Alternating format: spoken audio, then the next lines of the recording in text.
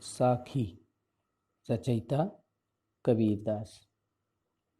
पीछे लागा जाई था लोक वेद के साथ, आगे थे सतगुरु मिल्या दीपक दिया हाथ।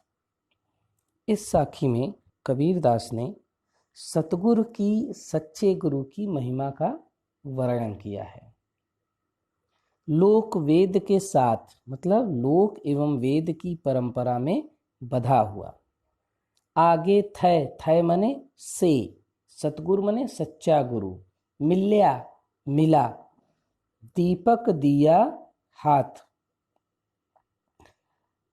दीपक दिया हाथ है ज्ञान रूपी दीपक दे दिया।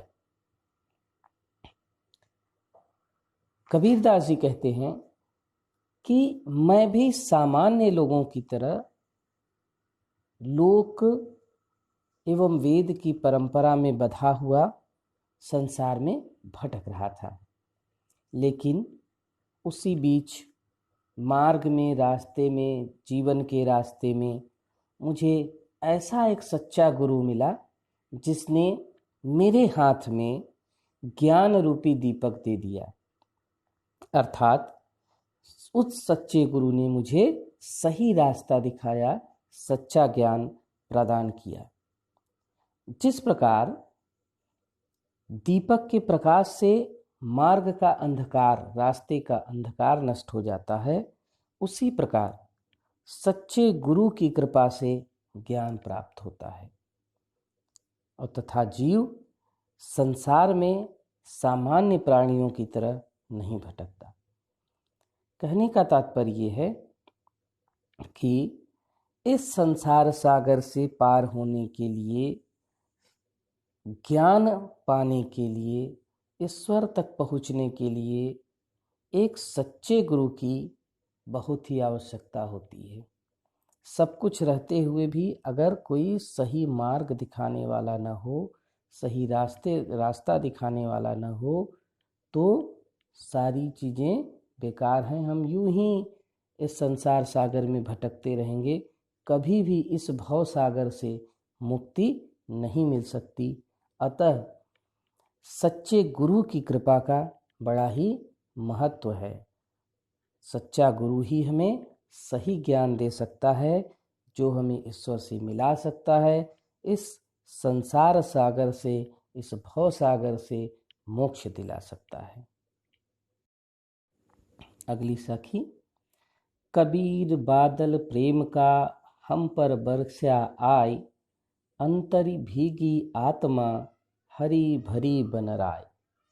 इस साखी में कबीरदास ने गुरु के या प्रभु के प्रेम एवं अनुग्रह की कृपा के बारे में बताया है, उसके बारे में वर्णन किया है। कबीरदास जी कहते हैं, कबीर बादल प्रेम का हम पर बरसा आए। बरसा माने बरस पड़ा। हम पर ऑन अस।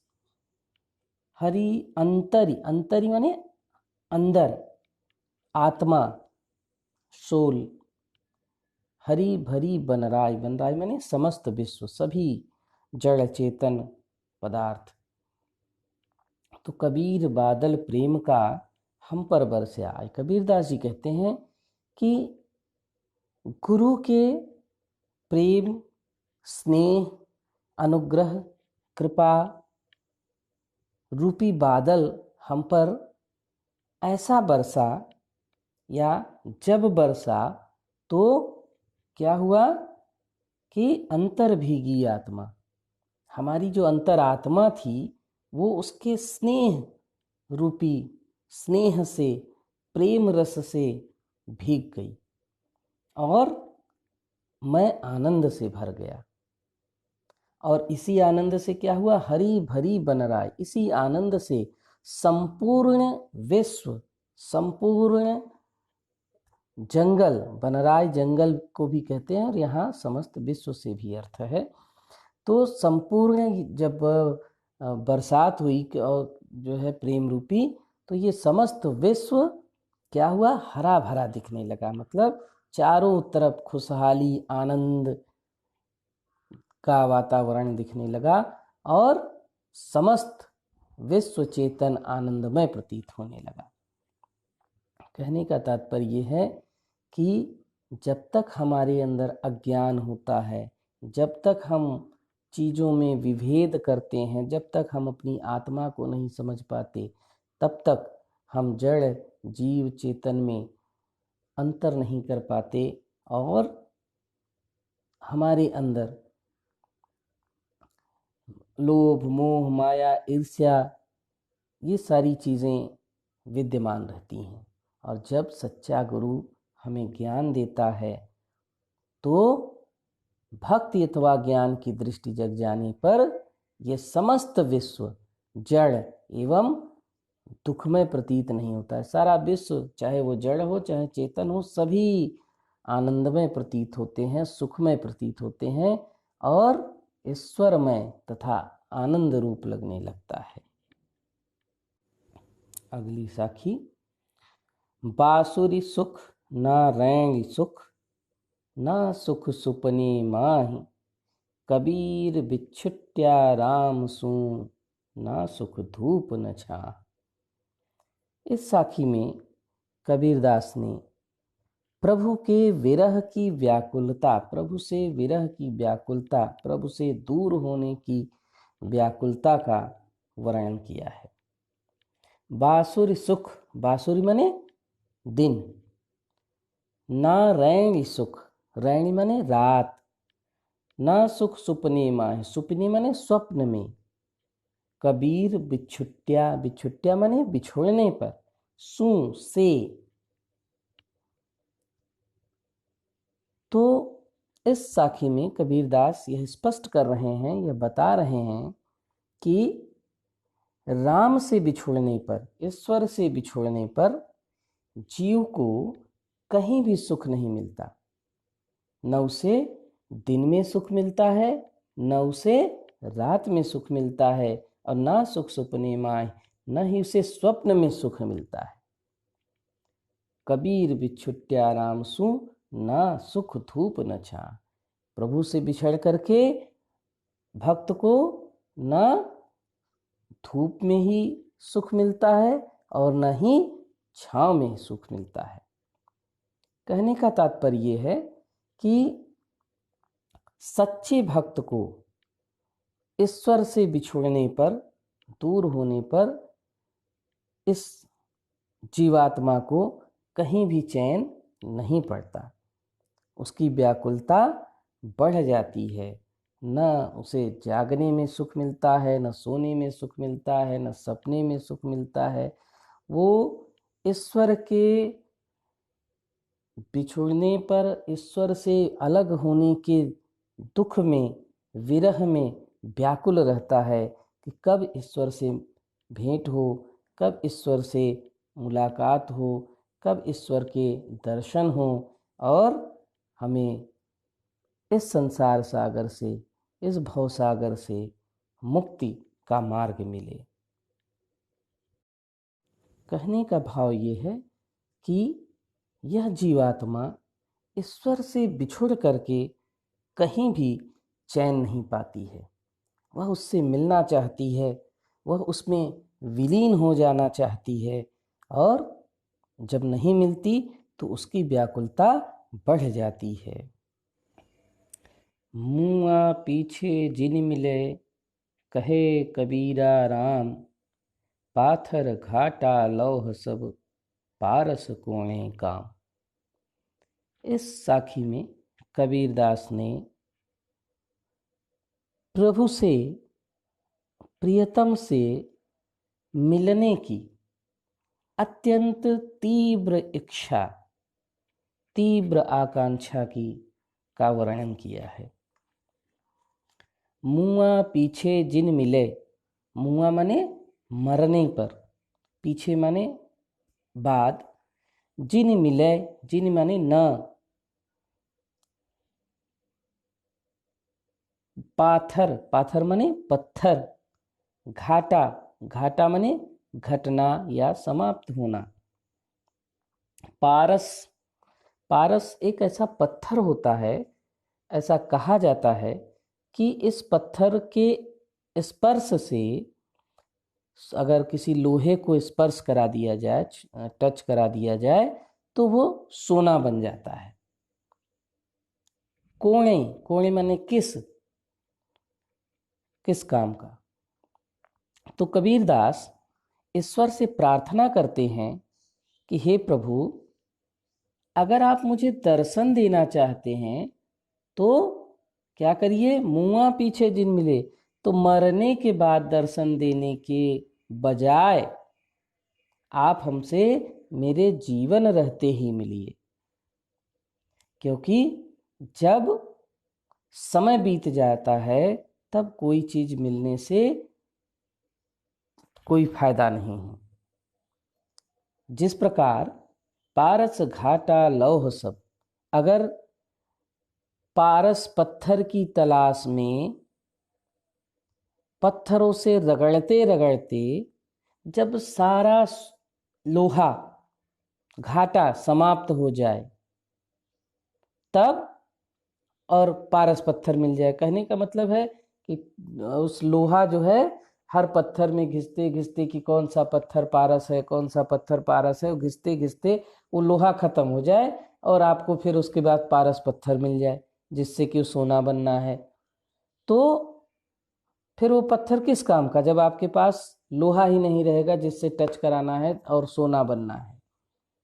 तो कहने का मतलब ये है कि समय बीत जाने के बाद कोई चीज मिलने से कोई फायदा नहीं। मरने के बाद क्या होता है क्या नहीं होता है कौन जानता है, किसी ने देखा है आज तक? तो मरने के बाद आप मिलेंगे नहीं मिलेंगे, ईश्वर मिलता है नहीं मिलता है, आज तक किसी ने नहीं देखा है, कोई गारंटी नहीं है। इसलिए कहते हैं कि हे प्रभु, अगर मिलना है तो मेरे जीवन काल में ही मिलिए, मेरे जीवित रहते ही मुझे दर्शन दीजिए। भाव यह है कि जिस प्रकार पारस पत्थर का उपयोग तभी तक हो सकता है जब तक कि आपके पास लोहा हो। यदि लोहा ही समाप्त हो जाए और तब पारस पत्थर मिले तो सोना किसको बनाएगा। इसी प्रकार जीवन के ईश्वर के दर्शन जीवित अवस्था में ही होना चाहिए। मृत्यु के बाद ईश्वर के दर्शन अगर हो भी जाता है तो उसका लाभ क्या है, उससे कोई फायदा होने वाला नहीं है, क्योंकि न हम उसे व्यक्त कर पाएंगे, न उसे हम कोई प्रमाण दे पाएंगे। तो इसलिए जीवित अवस्था में जब प्राण ही नहीं है तब दर्शन होने से क्या फायदा। अतः ईश्वर को जीवित अवस्था में दर्शन देना चाहिए। अगली साखी। अंखड़ियाँ झाई पड़ी पंथ निहारी निहारी, जी भड़ियाँ छाल्या पड़ा राम पुकारी पुकारी। इस साखी में कबीरदास ने ईश्वर से दूर होने की व्याकुलता का वर्णन किया है। अंखड़ियाँ झाई पड़ी, अंखड़ियाँ माने आंखों में, झाई झाई माने अंधेरा सा दिखना, पंथ रास्ता, निहारी माने देखते देखते, निहार निहार माने देखते देखते, जी भड़िया जीभ में छाला पड़ा, छाला आप जानते हैं जीभ में छाले पड़ जाते हैं, छोटे छोटे दाने हो जाते हैं तो खाने पीने में बड़ी दिक्कत होती है, उसमें नमक चीज़ें लगती हैं तो उस छाला। राम पुकार पुकार, राम को पुकारते पुकारते, पुकार पुकार पुकारते पुकारते। तो कबीरदास जी कहते हैं कि उस प्रियतम की, ईश्वर की बाट देखते देखते, रास्ता देखते देखते क्या हुआ, अंखड़ियाँ झाई पड़ी, आंखों के सामने अंधेरा सा छाने लगा। झाई पड़ना माने अंधेरा सा दिखना, झाई सा पड़ने लगा है। और राम राम राम राम पुकारते पुकारते क्या हो गया, जीभ भड़िया छाला पड़ा, जीभ में छाला पड़ गया है। फिर भी अभी तक ईश्वर से मिलन नहीं हुआ, ईश्वर से मुलाकात नहीं हुई। कहने का तात्पर्य है कि ये सारा जीवन ईश्वर के इंतजार में, उनका नाम रटते रटते, उनका रास्ता देखते देखते बीत गया, लेकिन अभी तक ईश्वर से मिलन नहीं हुआ। भाव यह है कि यह जो जीवात्मा है वो ईश्वर से दूर होने के दुख में, विरह में बहुत ही व्याकुल है। अगली साखी। जो रोऊं तो बल घटे, हंसो तो राम रिसाए, मन ही माहि बीसूरणा, ज्यों घुण काटहि खाए।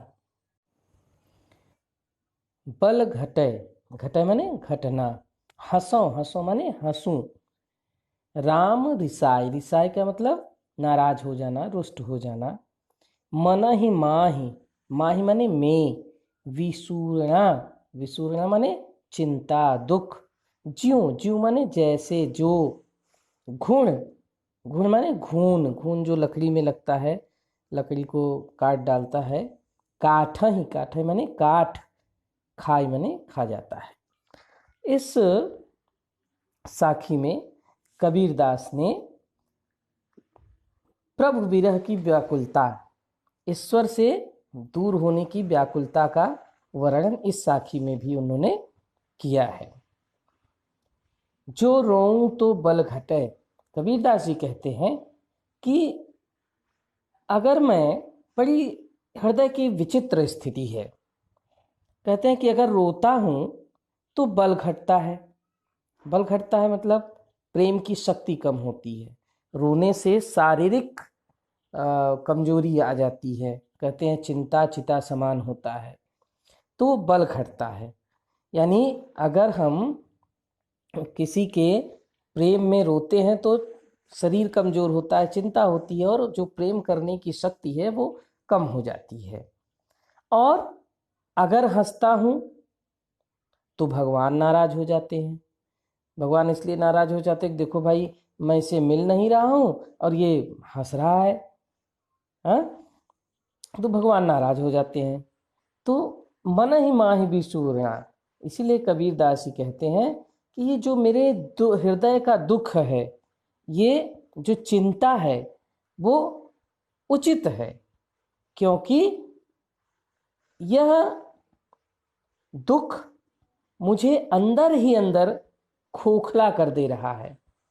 मन ही माहि बीसूरणा, बीसूरणा माने दुख, ये जो दुख है मेरे मन के अंदर, ज्यों घुण काठ ही खाए, ये अंदर ही अंदर मुझे ऐसे खोखला कर दे रहा है जैसे घून काठ को, लकड़ी को अंदर ही अंदर खोखला कर देता है। कभी कभी आप देखिए वो लकड़ी को जो है दीमक लग जाते हैं, खा जाते हैं अंदर अंदर, और बाहर से लकड़ी देखने में बिल्कुल एकदम सेफ लगती है, बड़ी अच्छी लगती है, लेकिन अंदर अंदर उसको पाउडर बना डालते हैं। अगर ऐसी लकड़ियों में घुन लग जाए तो आप देखिए नीचे जो है पाउडर की तरह गिरता है घुन, ऐसे घुन अंदर ही अंदर उस लकड़ी को खाते हैं। देखने में तो बड़ा अच्छा लगता है, लेकिन अंदर ही अंदर खोखला हो जाता है वो। ऐसे ही इस शरीर की, इस हृदय की स्थिति है कि ईश्वर मिल नहीं रहे हैं, और हम, ये स्थिति है कि ना हम उनके विरह में रो सकते हैं, ना उनके विरह में हंस सकते हैं। रोते हैं तो प्रेम की शक्ति कम होती है, बल घटता है, अगर हंसते हैं तो भगवान नाराज हो जाते हैं, और ये उसी प्रकार हो रहा है जैसे लकड़ी को जो है घुन अंदर ही अंदर खा जाता है। कहने का शब्द यहाँ पर विसूरणा, विसूरणा शब्द से ईश्वर से मिलन की अत्यंत तीव्र इच्छा, आकांक्षा, ये इस गहरे दुख का चित्रण किया गया है। तो भाव यह है कबीरदास का कि मेरी स्थिति, यानी कबीर की स्थिति, अपनी स्थिति बताते हुए कहते हैं कि ये स्थिति विचित्र, बड़ी विचित्र ही स्थिति है, न वह हंस सकते हैं और न वह रो सकते हैं। पुस्तक की अगली साखी। परवती परवती मैं फिरा, नैन गंवाए रोई, सो बूटी पाऊं नहीं, जाते जीवन होए। इस साखी में भी कबीरदास ने प्रभु से विरह की व्याकुलता का और उनसे मिलने की तीव्र इच्छा आकांक्षा का वर्णन किया है। कहते हैं कि पर्वती पर्वती मैं फिरा, पर्वत पर्वत मतलब पर्वत पर्वत, फिरा माने घूमा, नयन गंवाए रोई, रोई मतलब रो करके, सो बूटी पाऊं नहीं, सो माने वह, बूटी माने वनस्पति औषधि, पाऊं नहीं, जाते जीवन हो, जाते माने जिससे, जीवनी माने जीवन, प्राण, होई माने होई, गवाए माने खो दिया, लॉस्ट। कबीरदास जी कहते हैं कि ईश्वर के विरह में मैं पर्वत पर्वत घूमा और मैंने उसे याद कर करके रो रो करके अपने आंखों की रोशनी गंवा दी, फिर भी सो बूटी पाऊं नहीं, फिर भी वह बूटी जड़ी बूटी कहीं नहीं मिल रही है, जाते जीवन हो, जिससे कि मुझे जीवन की प्राप्ति होती है। कहने का मतलब ये है कि विरह की अग्नि में इतना जल कर भी मुझे अपने प्रिय के दर्शन नहीं हुए, ईश्वर के दर्शन नहीं हुए, जिससे मुझे संतोष मिल सके। अगली साखी। आया था संसार में देशण को बहुरूप, कहे कबीरा संत हों, पड़ गया नजरी अनूप। प्रस्तुत साखी में कबीरदास ने गुरु की कृपा से उस परम तत्व के दर्शन होने अर्थात ईश्वर के दर्शन होने का वर्णन करते हुए कहा कि आया था संसार में, देशण, देशण माने देखने को, बहुरूप माने अनेक रूप, कहे सब कहे कबीरा संत हों, पड़ गया नजर अनूप, अनूप माने अनुपम रूप, बहुत ही सुप्रीम बीइंग, नजर माने नजर पढ़ना, दृष्टि। तो कबीरदास कहते हैं कि मैं तो इस संसार में अपनी वासनाओं से प्रेरित होकर अनेक रूप देखने को आया था। संसार में व्यक्ति क्यों आता है? जब वह लोभ मोह माया ईर्ष्या और सांसारिक दुर्गुणों से ग्रसित हो जाता है, तब ईश्वर उसे इस संसार में, इस संसार के विभिन्न रूप को देखने के लिए भेजते हैं। तो अपनी वासनाओं से प्रेरित होकर वह अपने होकर अनेक रूप देखने को इस संसार का आया था। लेकिन क्या हुआ कि हे संतों, यहाँ पर मुझे गुरु की कृपा से एक अनुपम रूप के दर्शन हो गए। मुझे ऐसे सद्गुरु मिले जिनकी कृपा से मुझे ईश्वर के दर्शन हो गए, सच्चा ज्ञान हो गया। भाव यह है कि गुरु की कृपा से ही पर उन्हें परम तत्व के, उस परम तत्व के दर्शन हुए, जिसके परिणाम स्वरूप इससे इस संसार के अनेक रूपों की को देखने की अभिलाषा रह ही नहीं गई। अर्थात अगर ईश्वर का दर्शन हो जाए, परम तत्व का दर्शन हो जाए, तो संसार में फिर कोई भी अभिलाषा नहीं बचती है। अगली साखी। जब मैं था तब हरि नहीं, अब हरि हैं मैं नाही, सब अंधियारा मिट गया, जब दीपक देखा माही। इस साखी में कबीरदास लोगों को यह प्रेरणा दे रहे हैं, यह बता रहे हैं कि जब तक व्यक्ति में अहंकार की भावना रहती है, जब तक मैं का भाव रहता है कि मैंने किया, मैं कर रहा हूँ, ये अहंकार है। मैं मतलब अहंकार, मैं कर रहा हूँ, मैंने किया, मैं ही कर सकता हूँ, ये मैं शब्द जो है वो अहंकार का प्रतीक है।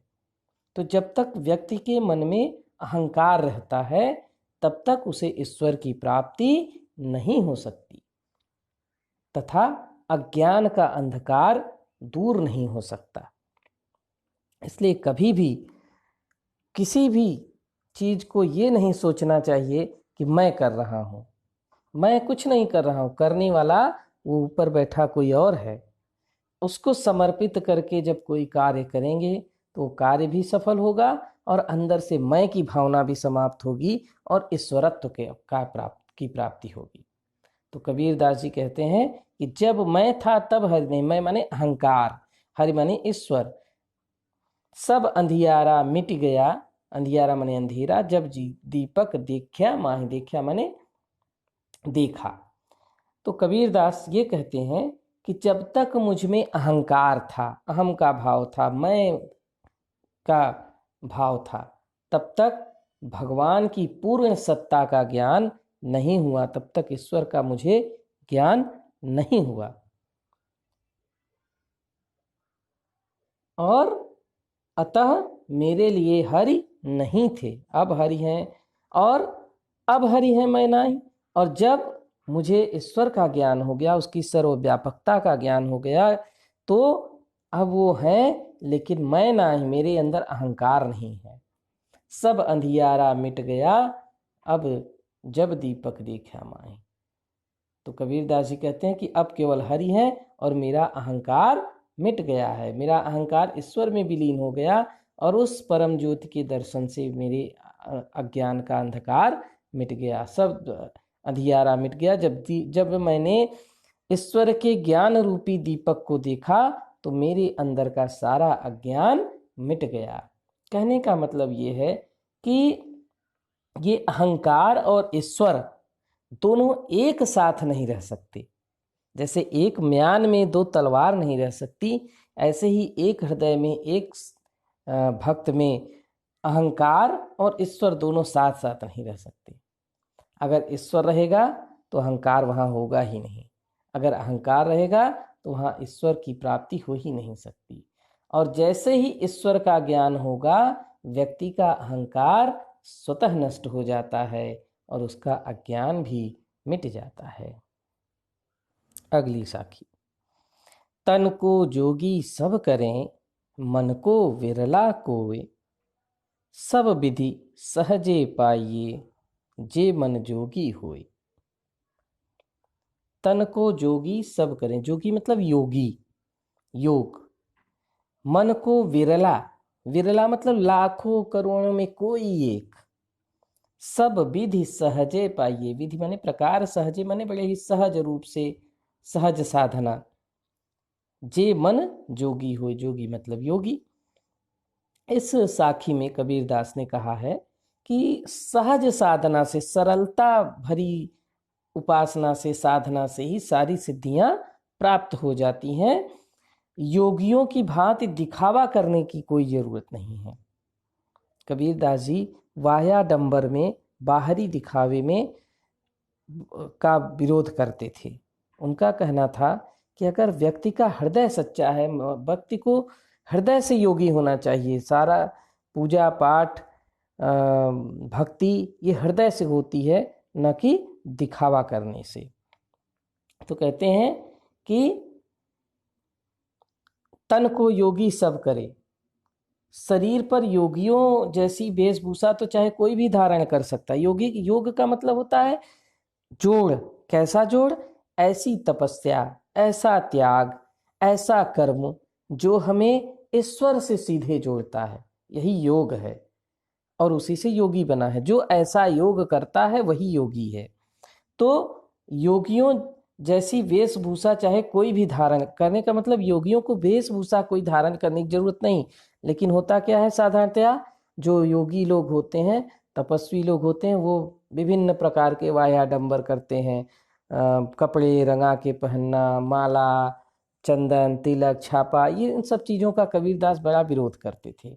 इसीलिए कबीरदास कहते हैं कि शरीर पर योगियों जैसी वेशभूषा तो कोई भी धारण कर सकता है, लेकिन कोई लाखों करोड़ों में कोई एक ऐसा होगा जो वैराग्य के द्वारा मन को योगी बना सकता है।